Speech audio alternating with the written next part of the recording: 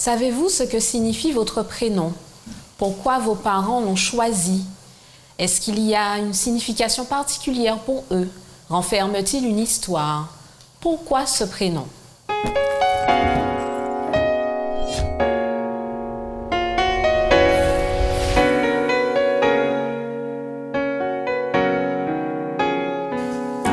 Bienvenue dans votre émission Autrement dit. Nous sommes en compagnie de Bruno et d'Eddie Michel. Bienvenue à vous. Nous poursuivons notre étude sur l'alliance, sur les alliances que nous trouvons dans la parole de Dieu. Pourquoi est-il nécessaire, selon vous, d'avoir un nom? Premièrement, c'est pour appeler, interpeller, n'est-ce pas, Rebecca? Exactement. Tu vas bien, Rebecca? Oui. Voilà. Donc, effectivement, dans un premier temps, on a besoin d'interpeller, d'appeler, de communiquer, d'échanger avec certaines personnes. Donc, on va dire qu'elles ont besoin soit d'un nom, d'un surnom. Mais on voit et on comprend que selon les peuples, et notamment quand on regarde dans la Bible, que donner un nom avait une grande importance et avait une signification. Par exemple, moi, mon nom Bruno, je ne sais pas ce que ça signifie. Je ne suis même pas sûr que ça signifie quelque chose. Je ne suis même pas sûr que ça signifie quelque chose. Mais dans la Bible, nous voyons qu'à chaque fois qu'on donnait un nom, il y avait une signification, il y avait un message derrière. Il y avait soit une attente, soit un remerciement à Dieu. On a plusieurs exemples comme ça, en fait, dans la Bible. Justement, dans la Bible, quand on parle de Dieu, on parle de Yahvé, on parle de l'Éternel, Créateur, Tout-Puissant. Est-ce qu'à partir de tous ces noms, on peut dire qu'on parle de la même personne? Dans le texte de la Genèse, par exemple, lorsqu'on parle du commencement, au commencement, Dieu créa, le texte utilise un terme pluriel, Elohim, généralement, traduit comme cela, ou l'Éternel. Mais en fait, ailleurs dans la Bible, on retrouve également un nom plus personnel, je dirais.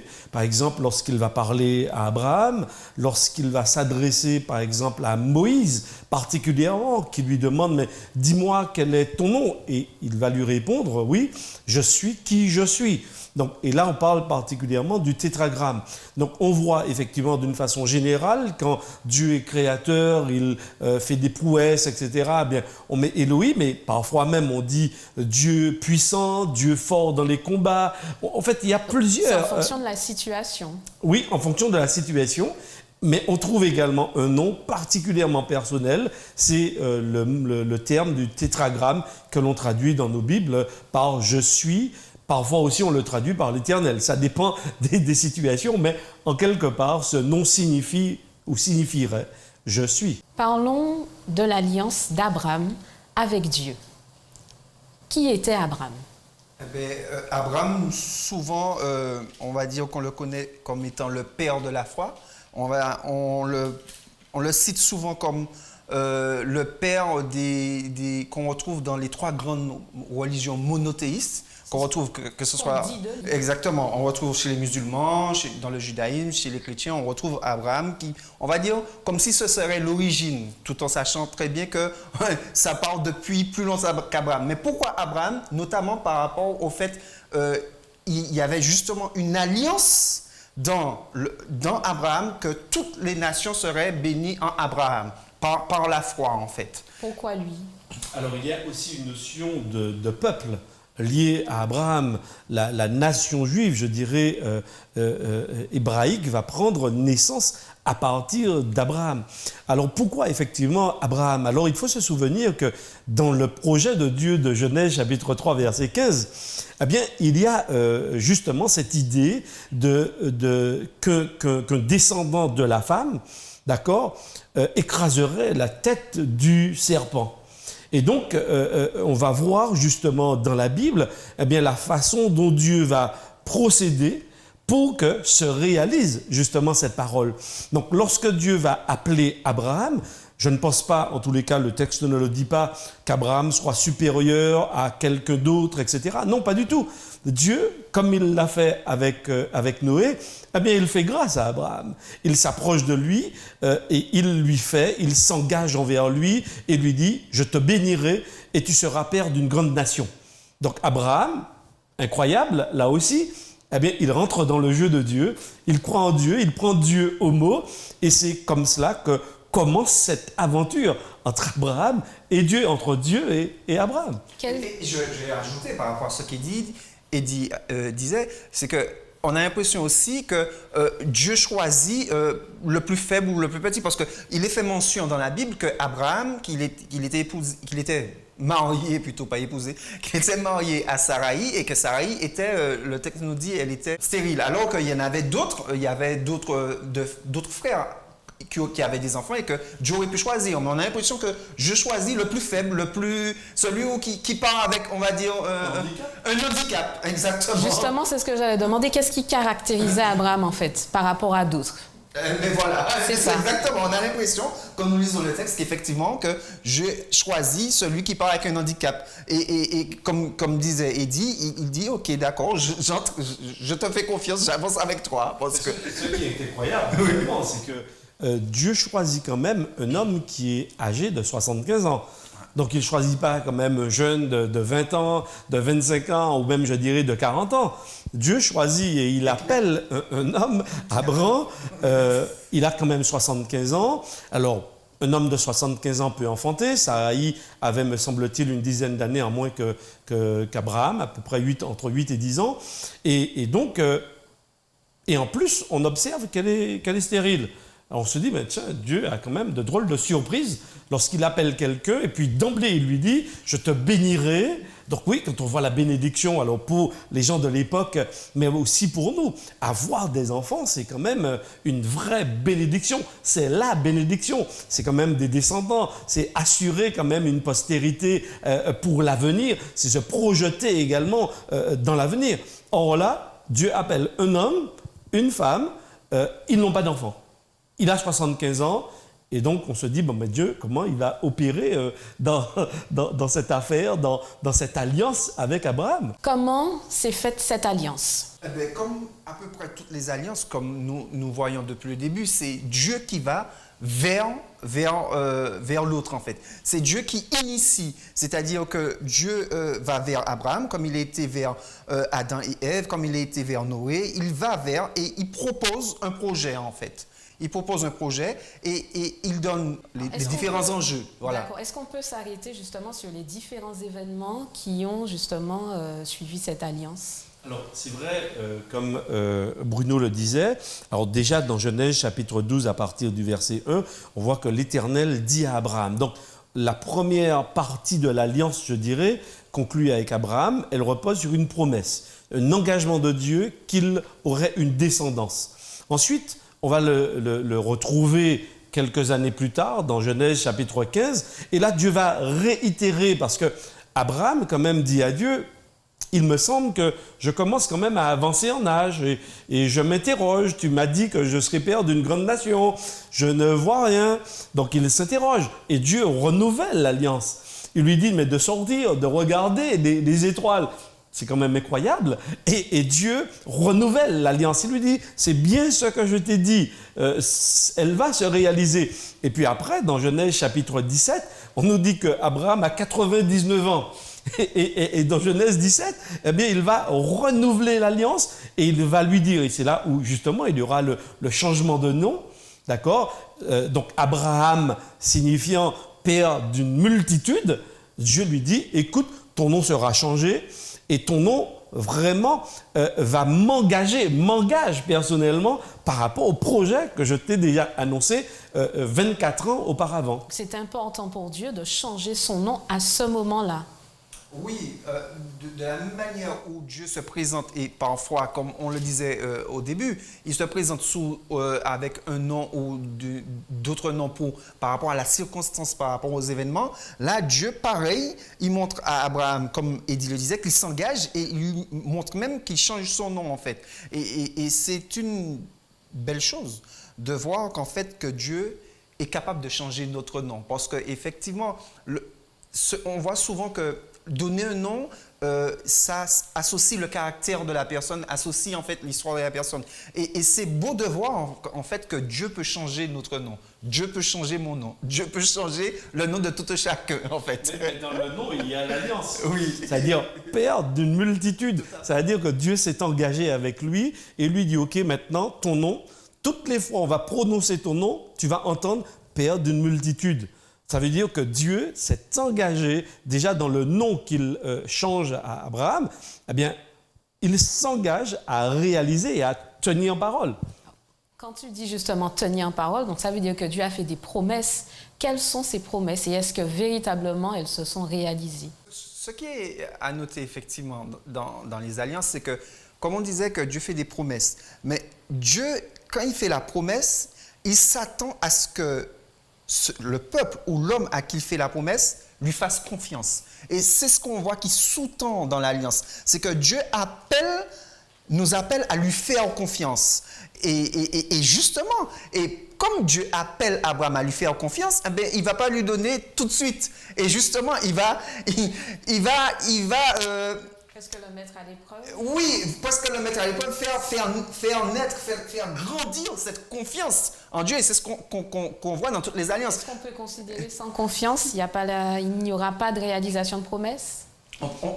D'une certaine manière, je dirais oui, parce qu'il faut entrer dans le projet de Dieu, il faut y croire. Si on n'y croit pas, en quelque part, l'alliance, il faut être quand même deux, même si on découvre au travers des expériences d'alliance que Dieu est au départ, mais aussi à l'arrivée de l'alliance, c'est-à-dire que c'est lui vraiment qui l'accomplit et la mène à son aboutissement.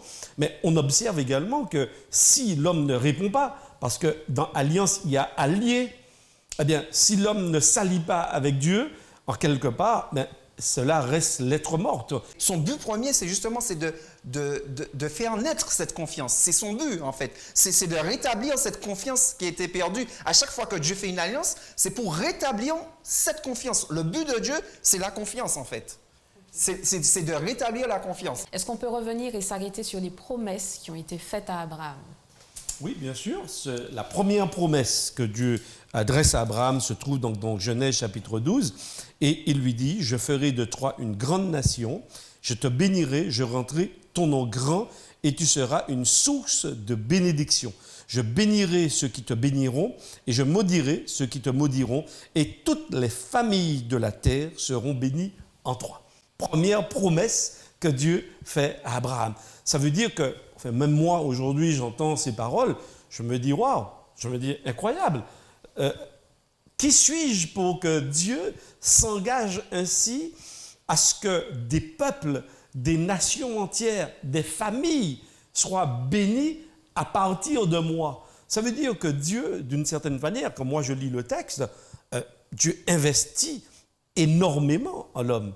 Lorsqu'il lui s'engage dans cette promesse, je me dis, mais waouh, Dieu doit être vraiment tout-puissant. En fait, l'être qui s'adresse à Abraham doit être tout-puissant, doit avoir tous les outils entre ses mains pour tenir parole. Parce que moi, en tant qu'être humain, je ne peux pas m'engager comme ça envers quelqu'un sur une aussi longue période. Hein, parce que quand on lit la promesse, on voit bien que ce n'est pas simplement avec Abraham. On voit bien des progénitures, on voit des millions, je dirais presque, de personnes qui seraient bénies à partir d'Abraham. Et puis certainement, on se demande, mais tiens, comment Dieu peut dire comme ça à l'avance, je bénirai toutes les familles de la terre seront bénies en toi. C'est quand même incroyable. Par rapport à la première alliance où il dit « Je bénirai ceux qui te bénissent, je maudirai ceux qui te maudissent », on voit effectivement que Lot a été béni par rapport à Abraham. Quand ils se sont séparés, Lot a choisi la plaine et Abraham a choisi de l'autre côté.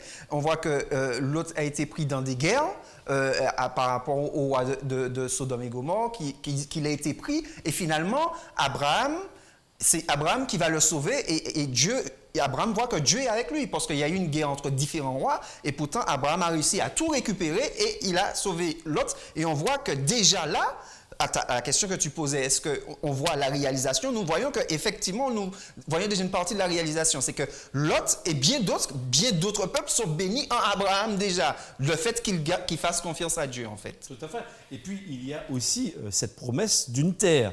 Parce que lui dit, va-t'en de ton pays, et puis voilà, pars, et je te donnerai une terre. Alors là, effectivement, Abraham n'a pas de Google Maps pour pouvoir imaginer un petit peu ce projet, et puis se dire, ok, je vais passer par telle route. Non, Abraham fait confiance, la Bible nous dit, et il croit. Donc Dieu lui dit, eh bien, tu seras père d'une multitude. Alors, et la promesse doit se réaliser parce que pour mettre en place une multitude, il faut avoir un territoire. Et on voit que Dieu, effectivement, la deuxième promesse, c'est qu'il lui dit, je te donne aussi un territoire. Donc, on se dit, waouh, c'est quand même incroyable. C'est-à-dire que Dieu pourvoit à tous les éléments de l'alliance qu'il propose à Abraham. Est-ce qu'on peut situer, en fait, je ne sais pas si la Bible donne ces éléments, sur combien d'années, sur combien de temps, véritablement, dès le début jusqu'à l'accomplissement de toutes ces promesses? Peut-être un peu plus de 400 ans, parce que au moment où Dieu fait la promesse à Abraham, ensuite, il aura comme fils, parce que la promesse, Abraham aura plusieurs enfants, il aura plusieurs fils, mais le fils de la promesse sera Isaac. Et Isaac, effectivement, va donner naissance ensuite à Jacob et à Ésaü. Et avec Jacob, on aura les 12 tribus d'Israël. Et on va les retrouver dans le livre de l'Exode, effectivement, des milliers et des millions, je dirais, à ce moment-là. Et on voit, effectivement, que la promesse faite à Abraham, et on sait qu'ils sont restés environ 400 ans, 430 ans au pays d'Égypte.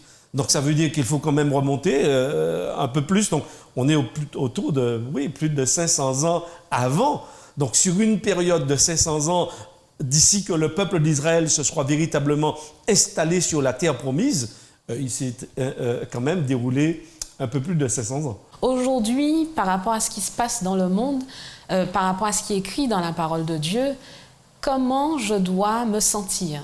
Pour moi, ces exemples, ces histoires de vie entre Dieu et l'homme, au travers de l'expérience vécue avec Abraham, aujourd'hui m'invitent à être patient et à croire en Dieu.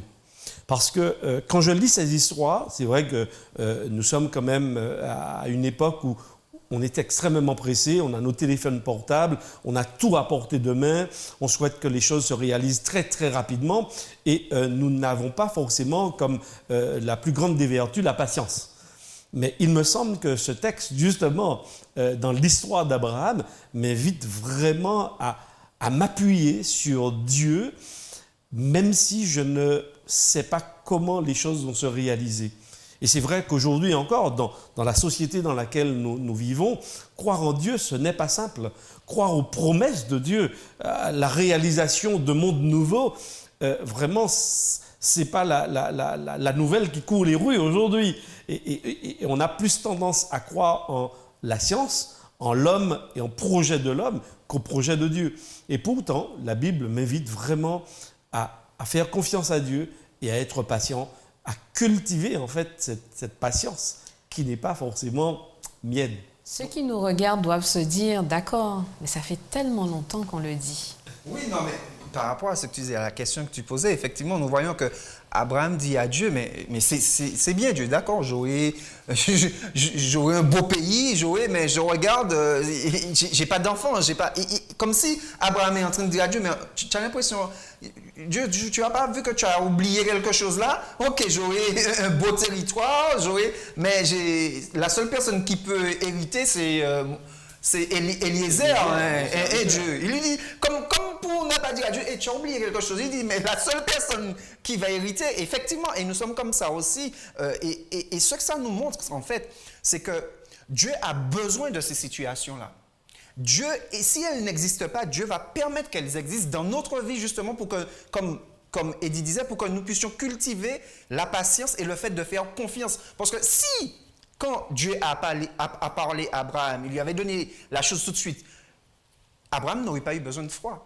Abraham n'aurait pas eu besoin de confiance. Et ce que Dieu veut, comme je le disais, Dieu, ce qu'il veut rétablir, c'est cette confiance qui a été perdue. Or, s'il nous donne les choses tout de suite, on n'a pas le temps de mettre en action, de produire, de réaliser cette confiance en fait, en Dieu en fait. Et ce que je découvre aussi dans cette histoire, c'est que la patience se cultive avec le temps, mais Dieu répond en temps et en heure pour renforcer en fait la confiance qu'Abraham avait placé en sa personne. Par exemple, dans Genèse chapitre 21, verset 1, alors le texte est vraiment cocasse, et on pourrait même sourire un peu. On nous dit « L'Éternel se souvint de ce qu'il avait dit à Sarah, et l'Éternel accomplit pour Sarah ce qu'il avait promis. Sarah devint enceinte, et elle enfanta un fils à Abraham dans sa vieillesse, au temps fixé dont Dieu lui avait parlé. » Alors, deux choses ici. C'est qu'on a le sentiment, en tous les cas, dans un premier temps, que Dieu aurait oublié parce que, tiens, j'avais promis quelque chose à Abraham, donc je vais finalement le réaliser.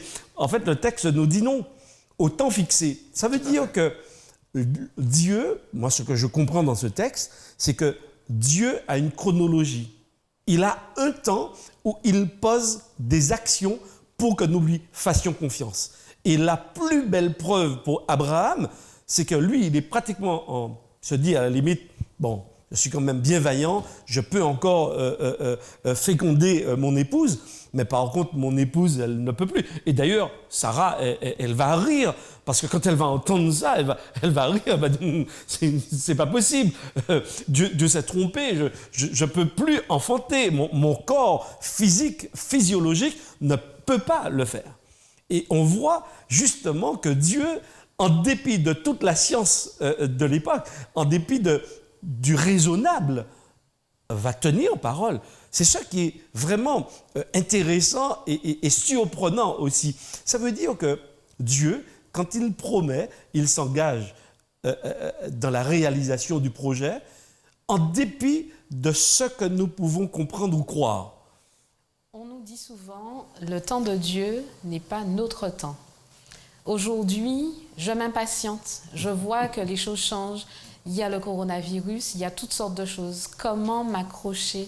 Mais justement, par rapport à ce qu'Eddie disait et par rapport à ta question, quand nous regardons dans Hébreux 11 au verset 9, il est dit « C'est par la foi qu'il vint s'établir », on parle bien sûr d'Abraham, on va prendre le verset 8. « C'est par la foi qu'Abraham, lors de sa vocation, obéit et partit pour un lieu qu'il devait recevoir en héritage, et qu'il partit sans savoir où il allait. » Au verset 9, « C'est par la foi qu'il vint s'établir dans la terre promise comme dans une terre étrangère, habitant sous des tentes, ainsi qu'Isaac et Jacob, les co-héritiers de la même promesse. » Et puis au verset 10, il est dit « Car il attendait la cité qui a de solides fondements, celle dont Dieu est l'architecte et le constructeur. » Et le verset 11 qui est intéressant aussi, on dit « C'est par la foi que Sarah elle-même, malgré son âge avancé, fut rendue capable d'avoir une postérité parce qu'elle crut à la fidélité de celui qui l'avait fait la promesse. » C'est intéressant parce qu'on nous dit que c'est par la foi qu'Abraham a fait a cru qu'il a fait cela. Et on nous dit aussi que c'est par la foi que Sarah.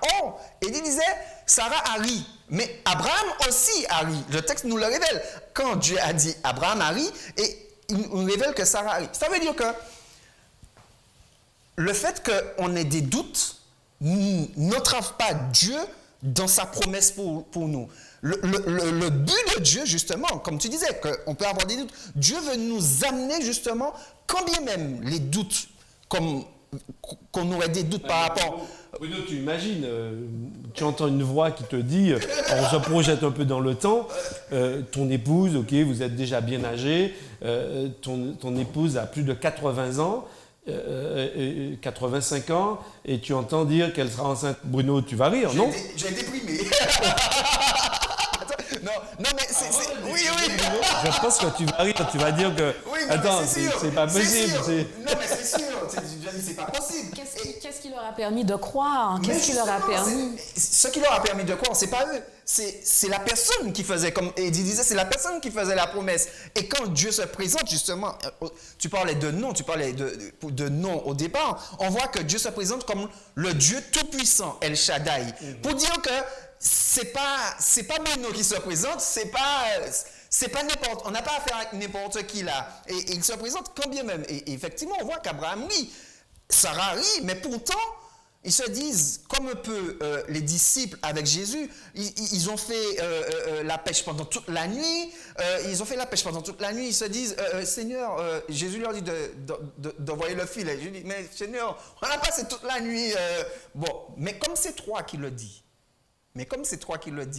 ainsi je le fais. Donc, il faut prendre en compte qui nous fait la promesse. Effectivement, parfois, si Eddie me dit quelque chose, peut-être que je peux avoir un petit peu de doute. Si je me dis quelque chose, je peux avoir. Mais là, c'est Dieu. Je dis, c'est Dieu qui a fait, il pourvoira.